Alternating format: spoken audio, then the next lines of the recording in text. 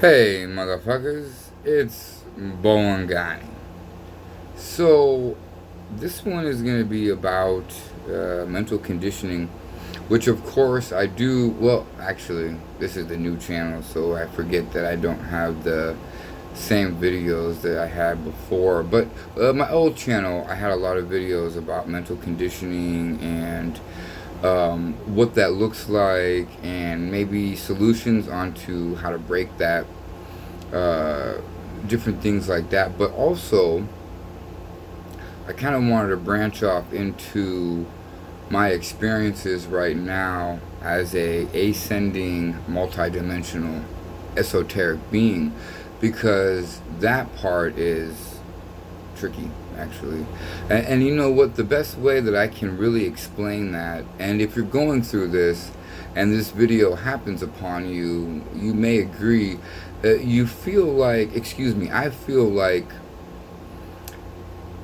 my life here is ending and another one is beginning. Like, uh, there's just a lot of chaos. I mean, not chaos, but just confusion in this realm right now. You know what I mean? And so, but you know what? The thing is, even with the confusion now, I have a sense of peace and calm in my soul that's saying, hey, I'm not going to lie to you.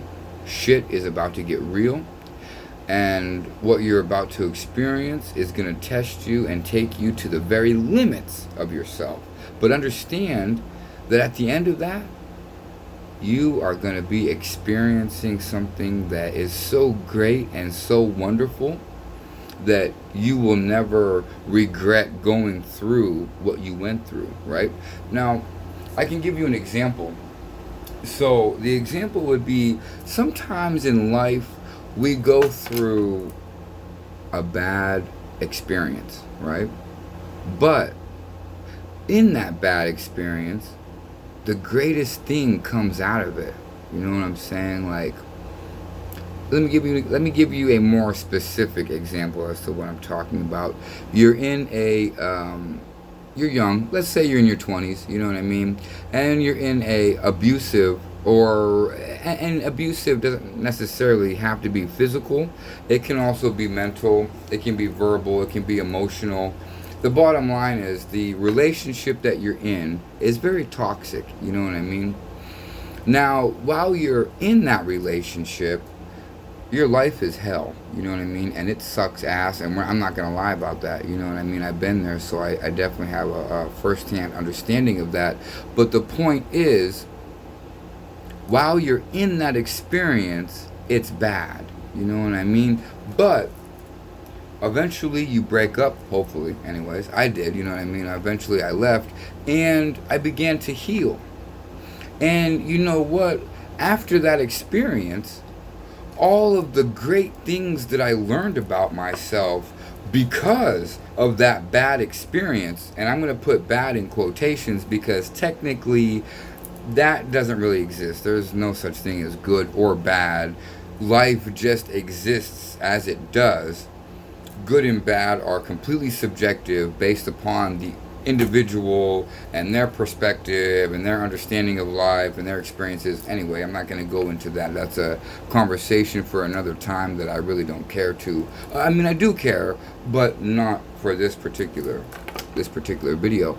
In any case, so then I would ask myself this question: did the bad experience that I went through, was it so bad that I would not have wanted to experience it, thus preventing the greatness that I have after the experience?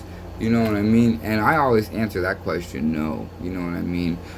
Before this new awakening process, when a situation would occur that would not go in my favor, at least I didn't think it was my favor, but as I'm learning, really all occurrences that happen to you in your favor. You just might not have the awareness to see the bigger picture, to see where, that one event literally is the catalyst for you living your best life, honestly. You know what I mean? So, and I'll go back to the toxic relationship. Had I not had that experience, I would not know myself to the degree that I know myself now. And that's priceless, you know what I mean, honestly. So when I look at situations now, I don't really look at them like, oh my God, woe is me. No, I look at it like, what is the lesson that I should be learning from this experience? You know what I mean? And actually, I can give you a pretty good example for that. About a year ago, I had met this person and I thought he was totally incredible. I'm like, oh man, this is the one. Him and I have really hit it off. We're both into ancestors and spirituality and all this other kind of stuff. So it was really an amazing vibe for me. Unfortunately, he was a liar, and it was all a facade. And basically, actually, as if you really want to get technical, he really wasn't a he. He was actually an it, and it was actually an incubus. Prior to that moment, I never had experienced an incubus before, but they are quite frustrating, actually, at the very least. But in any case, it was very emotional because I tend to love quite hard. So just all of the crazy toxic, and it was only like a week long, you know what I mean? So it really wasn't that bad, but I didn't look at that situation like, oh my God, why is this happening to me? No. I looked at that situation like, what can I learn from this situation? Let me really sit down and isolate what happened and what can I learn from that situation about myself to better myself in the future. And there was a couple of things that I learned about that, about myself. I still have a lot more healing to do, right? That was the most important one. But the second one was, broken people can only break people. They can only break you. So if you are intertwined with somebody that is broken, just understand that, and it's nothing personal to you, they just can't do any better because they don't know any better, right? And that's a huge thing. You really have to understand, why this person, because a lot of times our society is so violently high strung that as soon as somebody trespasses against you, our society immediately wants to punish you, and they want to kill you or put you in jail and all this other bullshit. And it's like, people, that's not how we do this, right? We are all connected. So that means if one of us is struggling in an area, now you don't necessarily want to set yourself up for failure, but you also don't want to condemn that individual that is going through some shit, because you went through some shit, I went through some shit, you know what I mean? I didn't just wake up and suddenly I'm aware Boangani. No, I'm 40 years old. That's 4 decades, right? I've been doing this for at least 3 decades. It took me 30 years, even though time is an illusion, but for our conversation purposes right now, we're just going to refer to it as something, right? It took me 30 years to get to this place of inner peace, calm, love, compassion, where I can interact with somebody. Now, I'm an empath. There are some other things about me that kind of give me a little bit of a advantage over, say, the mainstream mentality of your average person. So I'm a little bit different. I'm a little bit more, not better than, I just know my gifts better, and I know how to work with them. You know what I mean? I never think I'm better than anybody. But I know that I can do more than others. You know what I'm saying? But again, that doesn't equate value. I mean, it does, but it doesn't make me more valuable, because like I said, at the end of the day, we are all the same creature, right? The melanated beings, this planet began with melanin. Melanin is the key to the universe, period. Melanin is the archetype of the universe itself. Everything is melanated. So we understand that all of the the accumulation of all of the melanated energetic expressions, which would be like people, animals, electricity, heat, vibration. These are all different energetic expressions.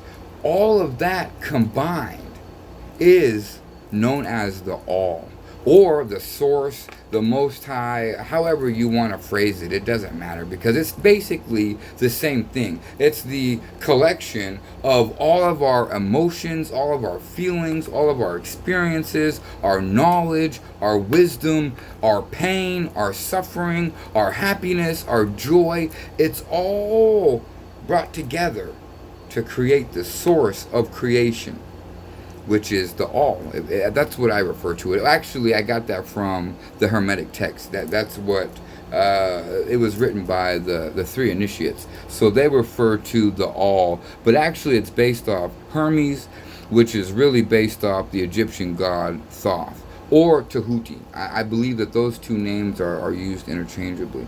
Anyways, where I was going with that is, because we are all the same creature,